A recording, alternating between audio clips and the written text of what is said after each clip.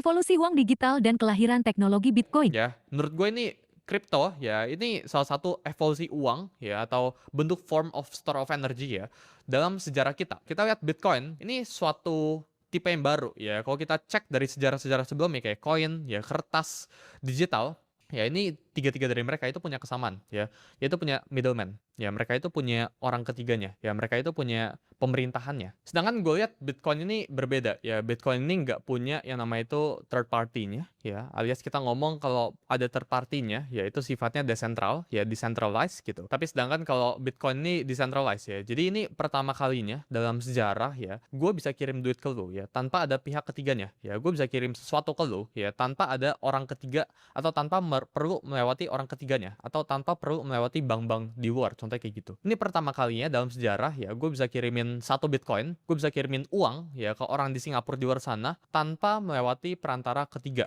Ya, ini tahun 2008 2009 ya, di mana cryptocurrency atau Bitcoin ini tercipta. Sebenarnya kalau teman-teman backtrack sebelumnya ya, ketika Nixon itu cabut ya dengan uang kertas itu sekarang sebenarnya backingannya itu oil ya.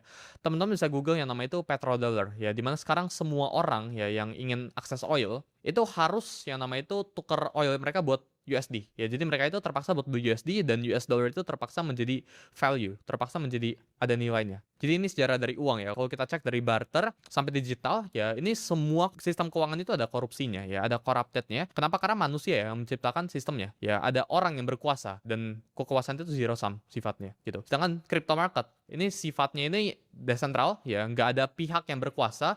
Ini konsensus network kita sebutnya ya. Ini dimana harus mayoritas orang ya yang menjalankan network itu yang sepakat ya buat melakukan perubahan, baru perubahan itu terjadi ya. Jadi perubahan itu nggak bisa terjadi karena satu atau dua orang yang pengen berubah aja. Masa